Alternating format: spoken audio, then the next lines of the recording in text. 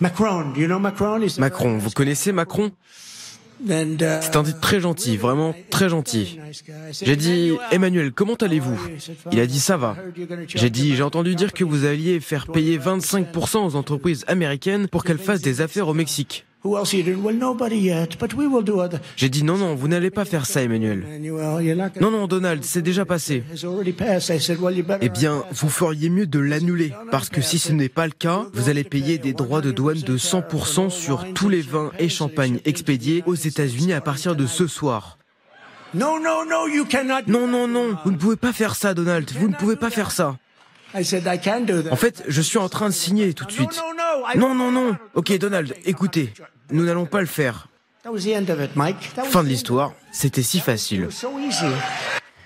Il va chercher à humilier Emmanuel Macron, il va chercher à nous humilier à travers lui. C'est une des grandes caractéristiques de Donald Trump, en effet, c'est l'humiliation, la moquerie et d'essayer de rabaisser l'autre, sachant aussi que c'est un peu un chien de meute, c'est-à-dire qu'il respecte les forts et il est humiliant avec les faibles. Donc, quand il était moins humiliant avec Emmanuel Macron, quand en effet Emmanuel Macron, comme disait Arlette, était la superstar de 2017 et un peu le roi de l'Europe. Et là, il voit bien, vous parliez Didier rappelait la manière dont Emmanuel Macron faisait un tweet pour essayer de se faire bien voir de Donald Trump. Il n'est pas le seul, ils ont tous un peu couru. Alors ça fait partie du protocole, c'est normal de féliciter un président élu, surtout qui est un allié.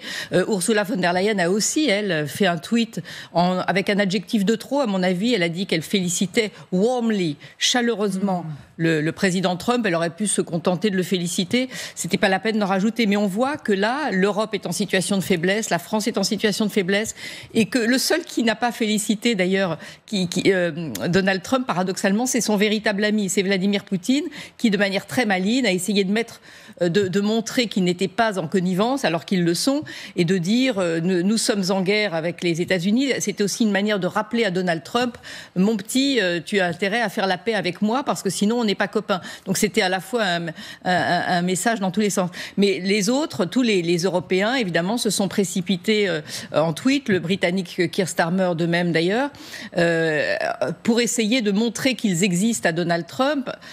Sachant aussi qu'il y a aussi derrière, c'est pour ça qu'Ursula von der Leyen a fait son tweet aussi pour rappeler qu'il y avait l'Europe unie qui essayait de négocier avec lui, mais le véritable danger, comme le disait aussi le sous-entendait Didier, c'est que l'Europe se divise, et ça va être un des grands plaisirs de Donald Trump, en plus de l'humiliation dont vous parlez, ça va être essayer de disloquer les Européens, de faire en sorte de les diviser et d'essayer de les inciter à faire des deals en bilatéral avec lui pour briser ce marché commun qui l'exaspère. Au fond. Je vais essayer de contrebalancer un tout petit peu tout ça. Même Donald Trump lui-même a reconnu ces derniers mois qu'avec Emmanuel Macron, ils ont réussi des choses ensemble. Il parle notamment de la guerre sur les GAFA. Il y a eu quand même des choses. Est-ce que tout est si noir que ça dans ce tableau ? Non, mais évidemment que non. On reste des alliés, on a travaillé ensemble sur plein de choses. Qu'il y ait des désaccords entre les États, parce qu'il y a des intérêts qui ne sont pas totalement convergents. C'est logique.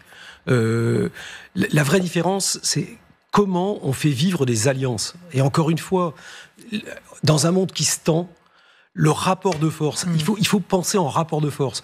Le rapport de force de l'Europe, c'est l'Europe unie. Voilà. Et à chaque fois qu'on a réussi à faire avancer quelque chose, parce que sur les GAFA, on a travaillé dans le cadre de l'Europe et où l'ensemble de l'Europe a pris des mesures qui permettaient de négocier de puissance à puissance. Parce que, ne l'oublions pas, ça reste le premier marché américain. Aujourd'hui, l'Europe, c'est pareil sur la question des droits de douane. Bon, il y a une partie quand même aussi où Trump parle à son électorat. Le jour où il va monter de 100% les droits de douane, ou sur la Chine, ou sur les États-Unis, il va voir monter l'inflation. Or, l'inflation est une des raisons pour laquelle il a gagné l'élection et Biden l'a perdu. Donc, il n'est pas dingo. Il va pas commencer à se coller une inflation de malade, alors qu'il sait que c'est contre sa base. Donc là aussi, il faut faire attention. Mais encore une fois, on est fort et on arrive à imposer aux États-Unis un respect des accords quand on est ensemble. Si on y va individuellement, on va se faire déchirer individuellement, parce qu'individuellement, on est plus faible. Donc c'est pour ça que je dis qu'il faut faire attention à la façon de faire. Si on dit aujourd'hui, Et je pense que c'est fondamental pour nous. Encore une fois, les États-Unis regardent vers l'Asie. Trump a un tropisme très fort sur la question de l'Iran et d'Israël. L'Europe est le cadet de ses soucis dans cette affaire. Ça ne veut pas dire que ça ne l'intéresse pas. On peut le convaincre qu'il y a des enjeux pour lui.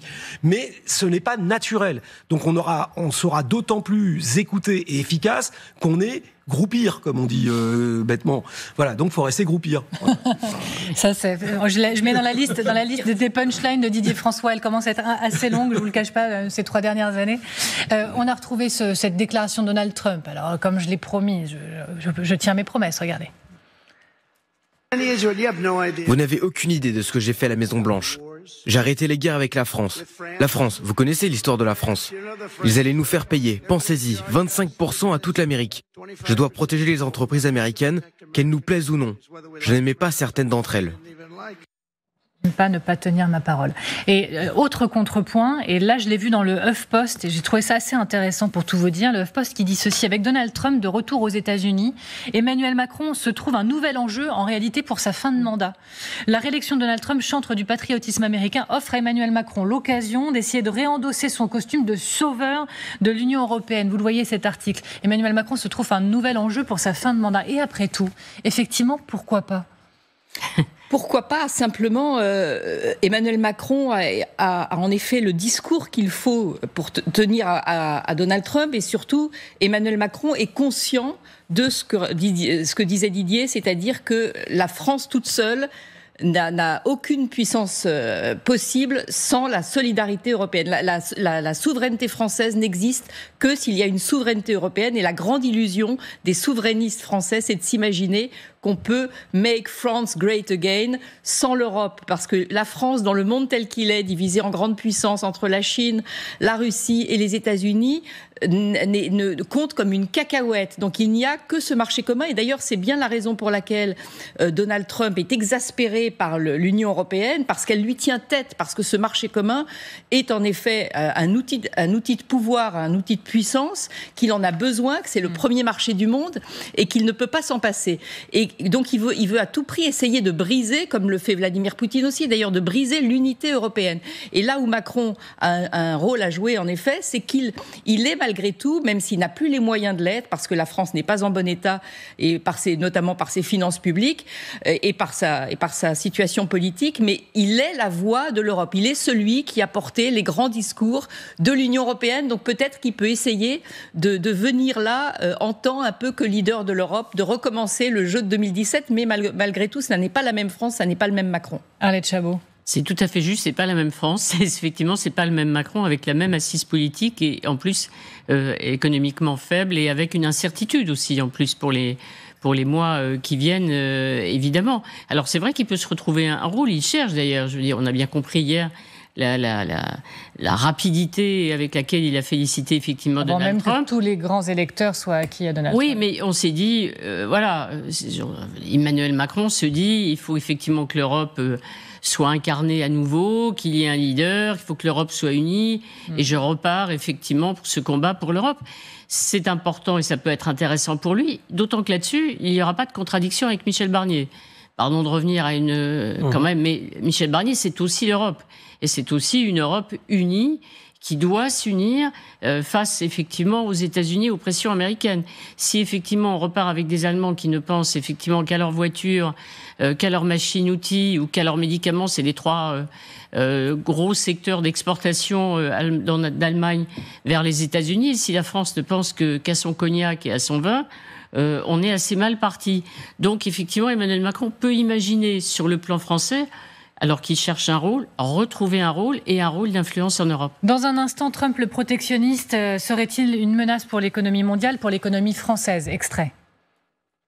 Kamala Harris a dit que j'allais imposer une taxe sur la consommation. Non, je vais imposer des droits de douane au monde extérieur. Qui devra payer pour venir voler nos emplois et nos entreprises?